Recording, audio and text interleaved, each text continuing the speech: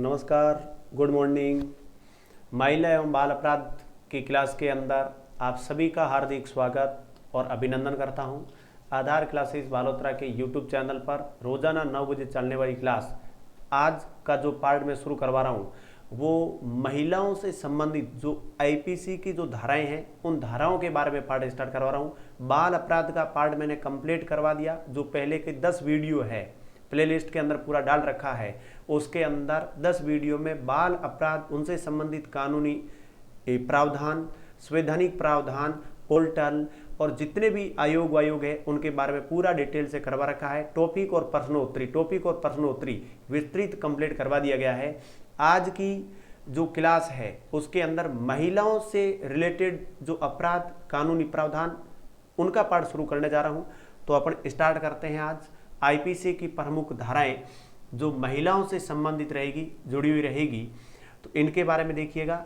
आज का जो पार्ट अपना रहेगा आईपीसी की प्रमुख धाराएं, आईपीसी की प्रमुख धाराएं, और वो भी धाराएं जो महिलाओं से संबंधित रहेगी। किन से संबंधित रहेगी? महिलाओं से संबंधित रहेगी। इनके बारे में देखिए आप, महिलाओं से संबंधित। तो आईपीसी के बारे में मैंने कल की जो क्लास थी उस क्लास के अंदर मैंने आईपीसी के बारे में, सीआरपीसी के बारे में, अपराध के बारे में, अपराध के जो रिकॉर्ड डाटा रखने वाला जो एनसीआरबी विभाग है उस विभाग के बारे में, और बच्चों से संबंधित जो आईपीसी की धाराएं थी उनके बारे में मैंने आपको कंप्लीट करवाया था। आज अपन आईपीसी की धाराएं पढ़ेंगे जो महिलाओं से संबंधित है। आज भी पढ़ेंगे, एक और नेक्स्ट आगे क्लास लगेगी, फिर ये आईपीसी की धाराएं आपकी कंप्लीट हो जाएगी, महत्वपूर्ण।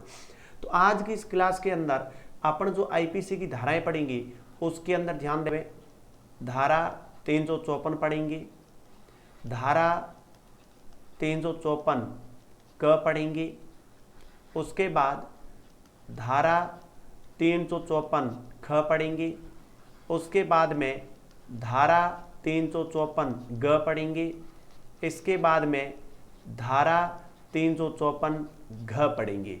ये धाराएं, एक तो ये 5 धाराएं अपन पढ़ेंगे आज। इन धाराओं के अंदर बहुत महत्वपूर्ण तथ्य हैं। इनको पढ़ना और समझना भी अपने लिए परीक्षा की दृष्टि से महत्वपूर्ण है। ये जो धाराएं हैं ये महिला की गरिमा से संबंधित है। उसकी यदि कोई लज्जा भंग करता है, यदि तांग झांक करता है, उस महिला का कोई पीछा करता है या उसके पीछे घूमता है तो दंड का प्रावधान क्या होगा, उनका उल्लेख इन धाराओं के अंदर कर रखा है। मैं बिल्कुल साधारण और सरल भाषा के अंदर आपको इन धाराओं को कंप्लीट कराऊंगा। केवल धारा में परिभाषा किसकी है और उसके लिए दंड का प्रावधान क्या है, केवल इतनी ही बातें आपको ध्यान में रखनी होगी।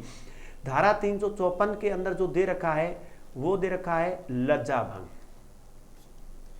इसके अंदर लज्जा भंग, स्त्री की लज्जा भंग से संबंधित प्रावधान है वो धारा 354 में है। धारा 354 जो क है इसके अंदर एक बार मैं आपको लिख करके फिर पहले तो इनमें परिभाषा क्या है वो देख लेते हैं अपन। लैंगिक उत्पीड़न, लैंगिक उत्पीड़न। धारा 354 ख जो है इसमें निर्वस्त्र करना, इनसे संबंधित बातें बता रखी है। ग के अंदर जो है उसमें दे रखा है तांक झांक करना, तांक झांक करना, ये बात बता रखी है। और घ के अंदर जो है महिला का पीछा करना, इनसे संबंधित है। तो ये चीज भी आपको क्लियर करनी जरूरी है, परीक्षा की दृष्टि से समझना भी जरूरी है।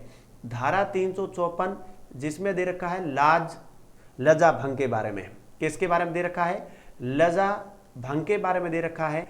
तो इनको भी समझना परीक्षा की दृष्टि से महत्वपूर्ण है। 354 क लैंगिक उत्पीड़न के लिए है, 354 ख निर्वस्त्र करने से संबंधित है, 354 ग तांक झांक करना, एक एक को अपन डिटेल से पढ़ेंगे, और 354 ग पीछा करना। अब इनकी मैं परिभाषाएं आपको बता रहा हूं, इनकी कुछ बातें आपको समझा रहा हूं, उन बातों को आप समझिए, उनके ऊपर आप दिमाग लगाइए ताकि बहुत सारी चीजें आपकी यहां पर क्लियर हो जाएगी। लज्जा भंग करना धारा कौन सी है? 354 है, लज्जा भंग करने से संबंधित है। 300 क, देखो 354 क जो आया है, क में देख लीजिए लैंगिक उत्पीड़न। अब जितने भी शब्द लिखे लैंगिक क अपने आप आया। लैंगिक उत्पीड़न किसमें? 354 क में। लैंगिक उत्पीड़न की भी परिभाषा अपन समझेंगे। 354 ख खोलना, कपड़े खोलना, निर्वस्त्र करना। तो निर्वस्त्र करना किस में दे रखा है? 354 ख में दे रखा है। 354 ग मतलब गलियों में से झांकना, ताक झांक करना, 354 ग में है। ताक झांक करना किस में है? 354 ग में है। ताक झांक करना, ये भी बताऊंगा ताक झांक कैसे की जाती है। 354 घ के अंदर क्या दे रखा? घूमना। यदि कोई किसी के पीछे घूमता है तो धारा 354 घ में उसकी परिभाषा दे रखी है। तो इन 5 धाराओं को अपन डिटेल से पढ़ेंगे। इनमें सजा का प्रावधान क्या उनको पढ़ेंगे। तो पहले तो आप कर्मानुसार इनको याद कर लो। 354 में लज्जा भंग से संबंधित है। 354 क लैंगिक उत्पीड़न है। 354 ख खोलना, निर्वस्त्र करना है। 354 ग मतलब गलियों में से झांकना, गलियों में से झांकना, ताक झांक करना है। 354 घ तो पीछा करना यानी पीछे घूमना, इनका प्रावधान कर रखा है। तो ये चीजें हैं इनसे संबंधित। अब इनको आगे अपन डिटेल से पढ़ेंगे कि इनके अंदर क्या क्या चीजें आती, किस प्रकार से आती है। उन बातों को अपन यहां पर समझेंगे और उनको क्लियर भी करेंगे। नेक्स्ट पेज देखिए, नेक्स्ट पेज। अब यहां पर ये जो धाराएं हैं, इसके अंदर 1 नंबर जो धारा है, इस 1 नंबर धारा के बारे में देखिए आप। अपन सबसे पहले 1 नंबर धारा के बारे में बातचीत करेंगे।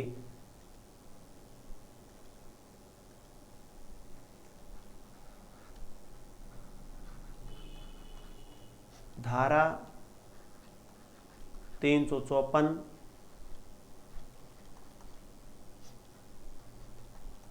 लज्जा भंग करना। 354 लज्जा भंग करना। लज्जा भंग करने का अर्थ क्या होता है? लज्जा भंग करने का अर्थ होता है लज्जा भंग करने के उद्देश्य से महिला पर हमला करना, महिला पर हमला करना। अब उस आदमी का उद्देश्य होगा कि भाई इस महिला की जो इज्जत है, इसके मान सम्मान को ठेस पहुंचाया जाए। इस प्रकार का उद्देश्य रहता है व्यक्ति का, वो हमला करता है। या फिर वो आपराधिक बल का प्रयोग करता है, आपराधिक बल का प्रयोग करता है, आपराधिक बल का प्रयोग करता है। तो ये चीजें क्या होती है? उसका उद्देश्य होता है कि इस महिला के मान सम्मान को ठेस पहुंचाई जाए, इसकी इज्जत को लूटा जाए, वो अपने आप को शर्मिंदा महसूस करे। इस प्रकार का वो जानबूझ करके कृत्य करता है, कोई कार्य करता है, उसको कहा जाता है स्त्री की लज्जा भंग करना, व्यवधान पहुंचाना। वो मानसिक रूप से परेशान होती है, वो अपने कार्यों से दूर हो जाती है और इस प्रकार की चीजों से वो परेशान होती रहती है। तो धारा 354 के तहत यदि इस प्रकार से कोई व्यक्ति इन उद्देश्यों से वो यदि हमला करता है, आपराधिक बल का प्रयोग करता है, जिससे महिला की लज्जा भंग होती हो, तो उस व्यक्ति को धारा 354 के तहत सजा दी जाएगी। और इस धारा के अंदर जो सजा का प्रावधान है, याद रखना, जो सजा का प्रावधान है वो दे रखा है न्यूनतम 1 वर्ष का, न्यूनतम 1 वर्ष, और अधिकतम जो है, अधिकतम 5 वर्ष का कारावास हो सकता है या जुर्माना, या दोनों। इसका अर्थ क्या है? अब वो अपराध के ऊपर निर्भर है। लज्जा भंग करने में भी उसने कहां तक की हद पार कर दी।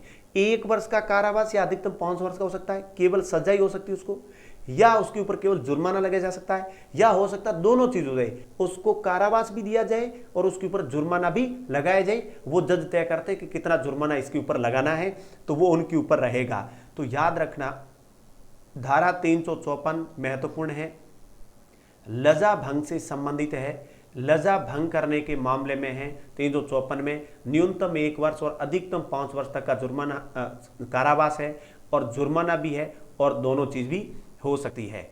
अब अगली नेक्स्ट धारा के बारे में देखिए अपन। अगली जो धारा 2 पढ़ेंगे वो अपन धारा पढ़ेंगे धारा 354 क के बारे में, जिसके अंदर लैंगिक उत्पीड़न के लिए दंड है। लैंगिक उत्पीड़न के लिए दंड का प्रावधान है। लैंगिक उत्पीड़न के लिए दंड का प्रावधान किया गया है। लैंगिक उत्पीड़न को यहां पर किस प्रकार से परिभाषित किया गया? लैंगिक उत्पीड़न क्या होता है? अर्थ होता है कि वो व्यक्ति उससे शारीरिक संपर्क करना चाहे, शारीरिक संपर्क करना, शारीरिक संपर्क करना और मित्रता पूर्वक व्यवहार जताना इस उद्देश्य से कि वो उसके साथ शारीरिक संपर्क करना चाहता है, ये उद्देश्य भी है। तो इस प्रकार की चीज जिसमें स्पष्ट हो कि वो किसी न किसी प्रकार के संबंध उसे बनाना चाहता है। सेकंड जो चीज होगी लैंगिक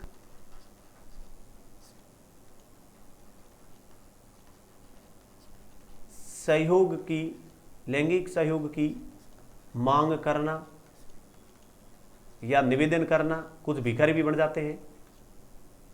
लैंगिक सहयोग हेतु से मांग करना, शारीरिक संपर्क हेतु से संपर्क करने की कोशिश करना, संबंध बनाने की कोशिश करना, ये चीजें। इसके अलावा लैंगिक उत्पीड़न में क्या चीज आएगी?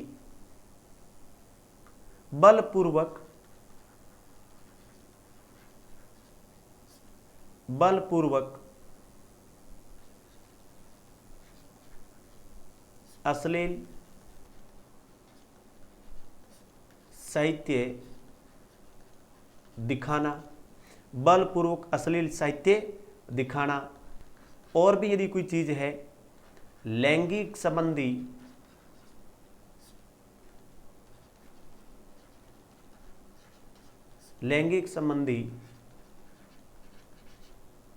टिप्पणी करना, लैंगिक संबंधी टिप्पणी करना, तो ये सब चीजें लैंगिक उत्पीड़न में आएगी। लैंगिक उत्पीड़न का अर्थ होगा शारीरिक संपर्क करने की कोशिश करना, लैंगिक सहयोग हेतु निवेदन या मांग करना, बलपूर्वक ऐसी कोई घटिया अश्लील साहित्य चीजों को दिखाना या लैंगिक संबंधी टिप्पणी करना, ऐसे शब्दों को बोलना जो लैंगिक संबंधी गाली ग्लोज के अंदर आते हो। तो इन चीजों के लिए क्या किया जाएगा? यदि ये प्रथम 3 श्रेणी का यदि वो अपराध करता है तो यहां पर सजा जो होगी वो सजा होगी 5 वर्ष का कठोर कारावास होगा। यहां पर सजा कितनी होगी? 5 वर्ष की होगी या जुर्माना। यहां पर ये दोनों चीजें या दोनों, ये दोनों चीज आएगी या क्या होगा? दोनों। लेकिन लैंगिक संबंधी यदि वो टिप्पणी करता है तो यहां पर 1 वर्ष का कठोर कारावास, 1 वर्ष का कारावास होगा। याद रखना, कारावास वो जुर्माना या दोनों चीज भी हो सकती है, इसमें कोई भेदभाव नहीं है। केवल गाली बोल दी और फिर भी 1 साल के लिए सीधे अंदर हो आप, डायरेक्ट देख तो ये लैंगिक उत्पीड़न के लिए दंड धारा 354 क के लिए है। ये महिलाओं की सुरक्षा और हितों को ध्यान में रखते हुए इन चीजों को है वो अपनाया गया है। तो इनको भी आपको क्लियर करना पड़ेगा, आपके हित के लिए ये महत्वपूर्ण है। परीक्षा की दृष्टि से इनको आपको समझना पड़ेगा। तो धारा 354 क जो है उसके अंदर लैंगिक उत्पीड़न के लिए दंड का क्या कर रखा है? प्रावधान कर रखा है। शारीरिक संपर्क करना, लैंगिक सहयोग की मांग करना, बलपूर्वक अश्लील साहित्य को दिखाना या लैंगिक संबंधी टिप्पणी करना, यदि ऐसा काम किया जाता है तो 1 वर्ष का कारावास है, 1 वर्ष का कारावास दिया जाएगा। यदि वो अश्लील साहित्य दिखाता है या लैंगिक सहयोग की मांग या शारीरिक संपर्क करने की कोशिश करता है तो 5 वर्ष की सजा का प्रावधान है वो कर रखा है। तो इन चीजों के बारे में आप देखिए, ये धारा 354 क मतलब लैंगिक उत्पीड़न, लैंगिक उत्पीड़न। अब नेक्स्ट धारा देखिए, धारा 3 आगे देखिए, इसके अंदर जो अपन पढ़ेंगे धारा 354 ख से अपन ने क्या किया था, क्या लिखा था? निर्वस्त्र करने का प्रयास करना, निर्वस्त्र करने का प्रयास, निर्वस्त्र करने का प्रयास करना, निर्वस्त्र करने का प्रयास करना, ये चीज अपने को ध्यान में रखनी है। तो वो धारा 354 ख मतलब खाली निर्वस्त्र करने का प्रयास कैसे करेगा?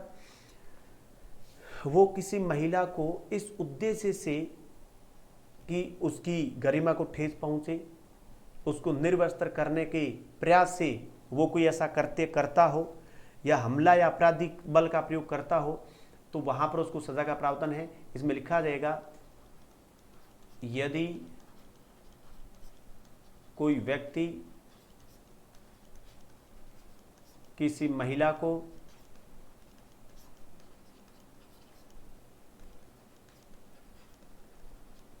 निर्वस्त्र करने के प्रयास से उस पर बल या आपराधिक हमला करे तो अपराध है। तो ये भी चीज क्या है, अपराध की श्रेणी में मानी जाएगी। इसके लिए जो सजा का प्रावधान है वो 3 वर्ष न्यूनतम से लेकर के अधिकतम 7 वर्ष का हो सकता है या जुर्माना हो सकता है या दोनों चीज हो सकती है। इन चीजों को आपको क्लियर करना पड़ेगा, ये चीज पढ़नी पड़ेगी। यदि इस प्रकार से कोई हमला करता है जिसका टारगेट क्या हो, इस प्रकार का हमला देखिए जिसमें धारा 354 ख के तहत, ख मतलब खाली, निर्वस्त्र करने का प्रयास करता हो। यदि कोई व्यक्ति किसी महिला को निर्वस्त्र करने का प्रयास करता है और उसके लिए बल या आपराधिक हमला करता है तो ये अपराध होगा। न्यूनतम सजा 3 वर्ष की और अधिकतम 7 वर्ष की हो सकती है या जुर्माना या दोनों, या तो केवल सजा दी जा सकती है या केवल जुर्माना या दोनों चीज ही उसको दी जा सकती है। तो धारा 354 में लज्जा भंग,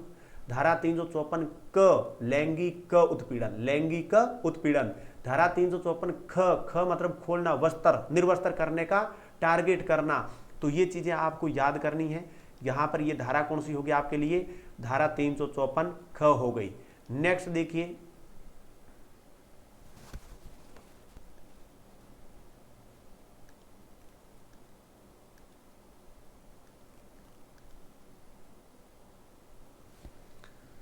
अगली देखिए,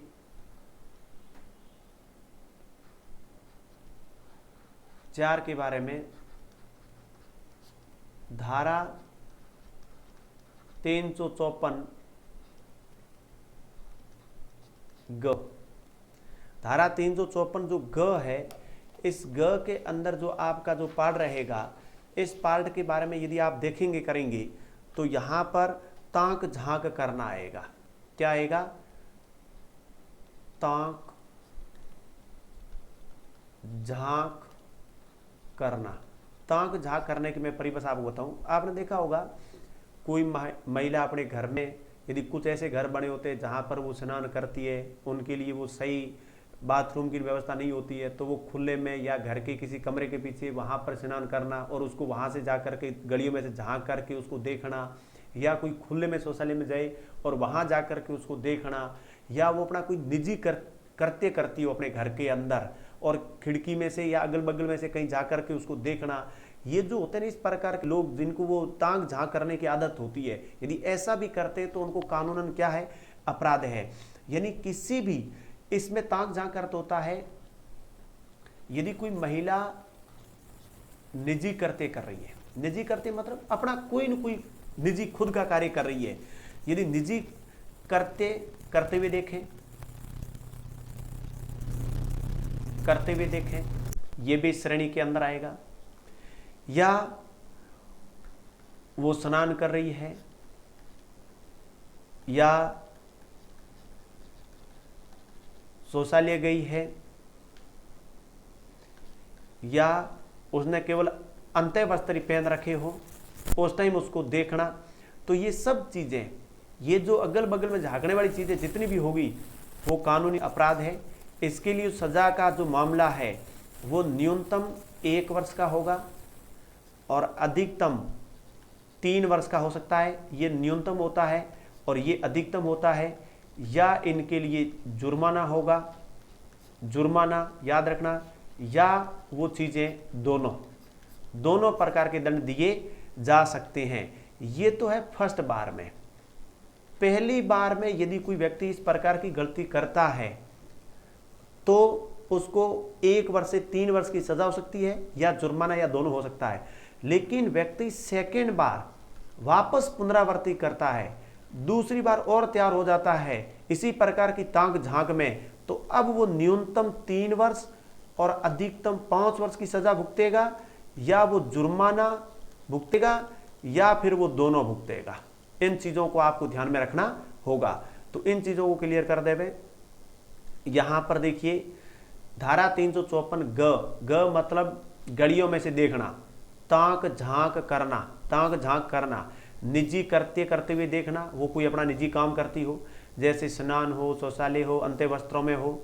तो फर्स्ट बार तो ऐसी गलती करने पर न्यूनतम 1 साल या अधिकतम 3 वर्ष की सजा हो सकती है, ये न्यूनतम है और ये अधिकतम है, इतनी सजा हो सकती है।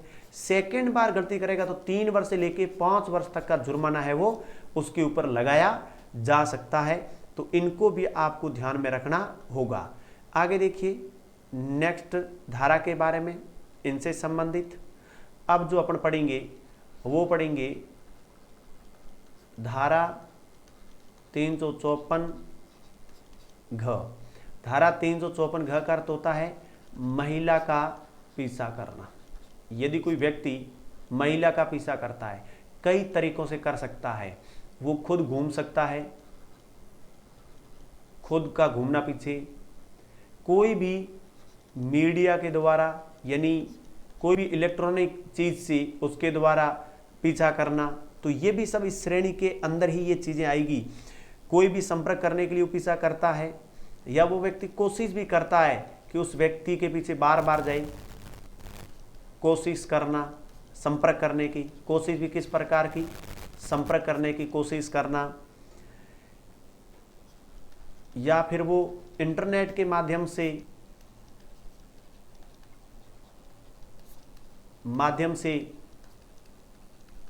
निगरानी रखता है।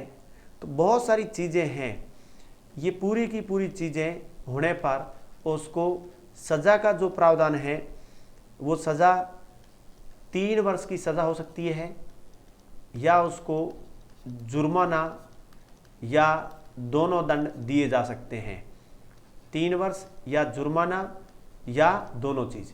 ये तो है फर्स्ट बार। यदि फर्स्ट बार वो व्यक्ति इस प्रकार से घूमता करता है, तो सेकेंड बार यदि वो व्यक्ति इस प्रकार की गलती करता है तो उसकी जो सजा है वो बढ़ जाएगी। फिर उसको सजा मिलेगी 5 वर्ष की, या उसके ऊपर लगेगा जुर्माना, या दोनों चीज होगी। तो ये चीज ध्यान में रख लेना। यहां पर यदि कोई व्यक्ति किसी महिला का पीछा करता है, उससे संपर्क करने की कोशिश करता है, मना करने के बावजूद भी घूमता है, तो किसी भी प्रकार से वो उसकी निगरानी रखता है, इंटरनेट के माध्यम से हो, किसी भी माध्यम से, तो उसको फर्स्ट बार गलती करने पर 3 वर्ष की या जुर्माना या दोनों का प्रावधान है। सेकेंड बार गलती करेगा तो 5 वर्ष की सजा या जुर्माना या दोनों का प्रावधान कर रखा है और उसको सजा दी जाएगी। आगे देखिए, अभी तक अपन ने जो सजाएं पढ़ी है वो धारा 354 से संबंधित, धारा 354 स्त्री लज्जा भंग, धारा 354 क लैंगिक उत्पीड़न, धारा 354 ख खाली निर्वस्त्र करना, धारा 354 ग ताक झांक करना, गलियों में से देखना, धारा 354 घ पीछा करना निगरानी रखने के उद्देश्य से। तो इनसे संबंधित तो बातें अपन ने यहां पर पूरी की पूरी कंप्लीट कर ली है। आगे देखिए अगली धारा, अब कुछ धाराएं विवाह से संबंधित अपन पढ़ेंगे। धारा 493, धारा 493 इनके बारे में पढ़ेंगे। धारा 493 कहती है कि यदि विधिपूर्ण विवाह नहीं हुआ है, विधिपूर्ण विवाह नहीं हुआ हो, तो इस प्रकार से विधिपूर्ण विवाह नहीं होने पर भी सजा का प्रावधान है, और जो सजा रहेगी वो रहेगी 10 साल की। सजा कितनी रहेगी? 10 साल की सजा का प्रावधान कर रखा है, इसके बारे में भी ध्यान रखें। नेक्स्ट धारा, धारा 494, धारा 494 दोबारा विधिवत रूप से विवाह करना ये भी इस धारा के तहत अपराध माना गया है। कुछ तो बैठे रहते हैं निक में, अब सूट दे दे तो 50, 60, 70 बार भी कर ले, जिंदगी पर क्या करे वहां पे, पर इसको दोबारा एक बार विवाह विधिवत रूप से हो जाता है, दूसरी बार यदि कोई विवाह विधिवत रूप से करने का प्रयास करेगा तो वो कानूनन अपराध है और उस अपराध के तहत भी व्यक्ति को सजा मिलेगी। और 394 के तहत जो सजा का प्रावधान है वो है 7 वर्ष की सजा का प्रावधान। कितने वर्ष की सजा का प्रावधान है? 7 वर्ष की सजा का प्रावधान है। फिर नेक्स्ट देखिए धारा 495। धारा 495 का अर्थ होता है, सेकंड जो होता है प्रथम विवाह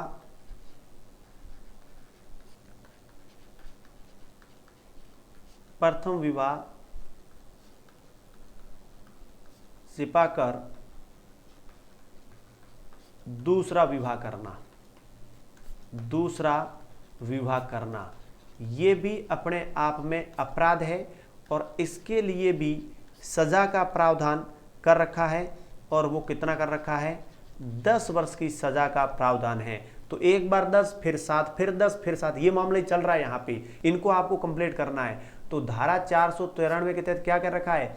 विधिपूर्ण विवाह नहीं हुआ हो तो वो 10 साल के लिए सजा है। यदि कोई स्त्री के साथ व्यक्ति ने उसको केवल मूर्ख बनाया है, विधिपूर्ण रूप से विवाह नहीं किया है, फिर वो कभी भी उसको छोड़ भी सकता है, ऐसी कंडीशन को कहा जाता है कि विधिपूर्ण विवाह का ना होना, और फिर कभी भी उसको छोड़ देना तो वो विधिपूर्ण विवाह नहीं माना जाता है। 493 के तहत वो कानून अपराध है और 10 साल की सजा का प्रावधान है।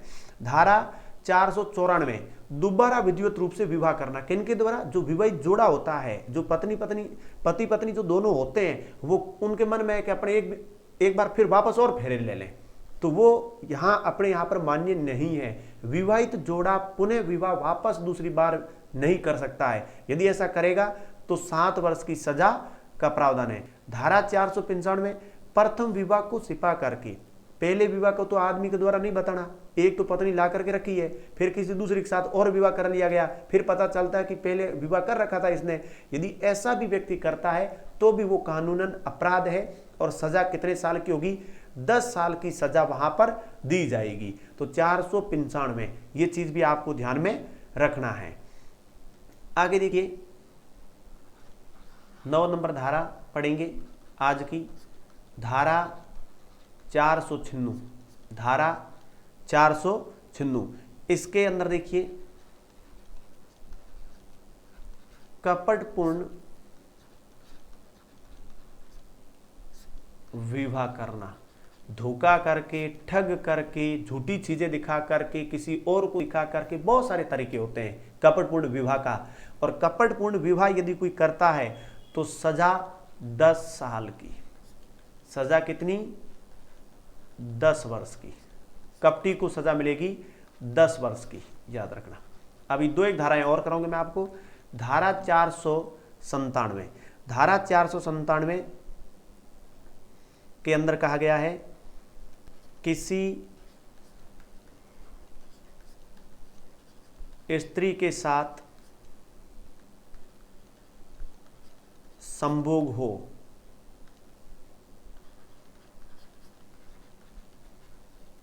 परंतु उसका पति जीवित हो, तो ये भी कानूनन अपराध माना गया है। यदि कोई व्यक्ति जानबूझकर किसी स्त्री के साथ संभोग करता और उसको पता हो कि उसका पति भी जीवित हो तो ये अपराध की श्रेणी के अंदर माना जाएगा और इसको भी जो सजा दी जाएगी वो सजा दी जाएगी 10 वर्ष की सजा। सजा का जो प्रावधान है वो कितना रहेगा? 10 वर्ष की सजा का प्रावधान कर रखा है। धारा नेक्स्ट धारा 498, धारा 498 विवाह के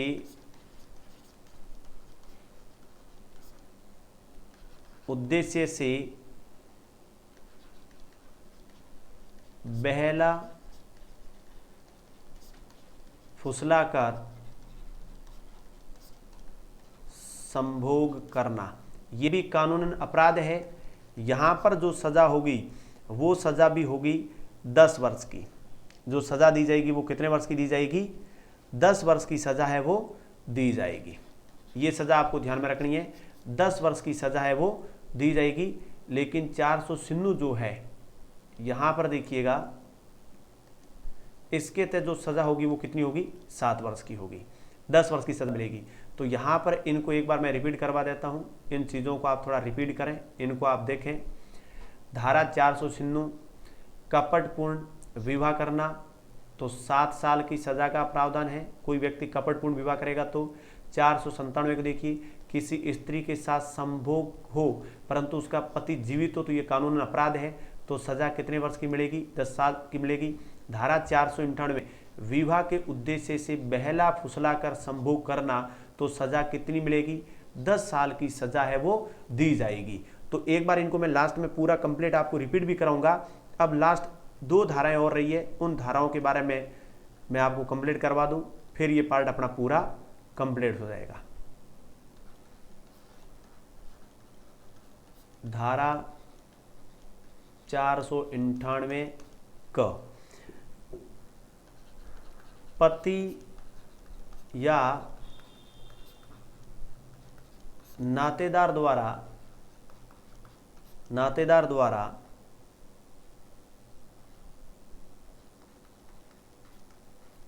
शारीरिक उत्पीड़न करना महिला को, तो ये भी कानून अपराध है। जो सज़ा दी जाएगी वो कितनी दी जाएगी? 7 साल की सज़ा है वो दी जाएगी इसके तहत भी। तो इन चीज़ों को भी ध्यान रखना है। यदि पति या नातेदार महिला को शारीरिक रूप से उत्पीड़न करता है, परेशान करता है, तो वो कानूनन अपराध है और सज़ा है वो कितनी है? 7 साल की सज़ा के बारे में कहा गया है। तो यहाँ पर इन चीज़ों को आप देखिए। अभी जो जितनी धाराएं पढ़ी उन धाराओं को मैं एक बार आपको रिपीट करवा देता हूँ। इन पूरी धाराओं को आप वापस कंटिन्यू देख सकते हैं। जो जो धाराएं अपन ने पढ़ी है उन धाराओं के बारे में। तो यहाँ से अपन ने शुरू किया था धारा 354, धारा 354 क, धारा 354 ख, धारा 354 ग और धारा 354 घ। लज्जा भंग, लैंगिक उत्पीड़न, निर्वस्त्र करना, ताक झाक करना और पीछा करना। उसके बाद में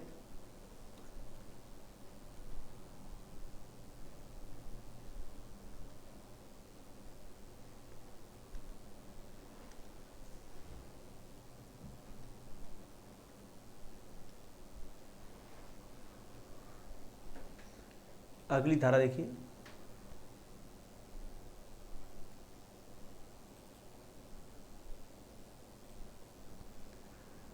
धारा 354 में लज्जा भंग करने से संबंधित सजा न्यूनतम 1 वर्ष की और अधिकतम कितने वर्ष की थी? 5 वर्ष की थी। नेक्स्ट धारा 354 क के बारे में अपन ने पढ़ा था। तो 354 में लैंगिक उत्पीड़न का मामला था जिसके अंदर 5 वर्ष की सजा का प्रावधान आपको ध्यान में रखना था। फिर धारा 354 ख निर्वस्त्र करने से संबंधित थी, तो उसके बारे में आपको ध्यान में रखना था। तो ये पूरी की पूरी जो धाराएं थी उनके बारे में अपन ने पढ़ा। इन धाराओं को आपको कंप्लीट करना है। धारा 354, धारा 354 क, 300 ख, फिर ग, फिर घ, फिर धारा 493 से स्टार्ट की, 93, 94, 95, 96, 97, 98 और 98 क। यदि विवाह कपट पूर्ण किया जाए, विवाहित जोड़ा के द्वारा दोबारा विवाह किया जाए, विवाह विधिवत रूप से ना किया जाए, या कोई व्यक्ति जानबूझकर किसी विवाहित महिला के साथ संभोग करता है और उसको पता हो पति जीवित हो तो क्या होगा, तो इन या विवाह के उद्देश्य से बहला फुसला करके किसी के साथ संभोग करता हो तो वो सजा का प्रावधान और धाराएं दे रखी है। तो ये मोस्टली धाराएं थी, इनको आप थोड़ा रिपीट कर लेना। बाकी कल और जो आगे की जो शेष धाराएं हैं उनके बारे में अपन बातचीत करेंगे। आज की इस क्लास के अंदर इतना ही, कल फिर मिलते हैं, तब तक के लिए धन्यवाद।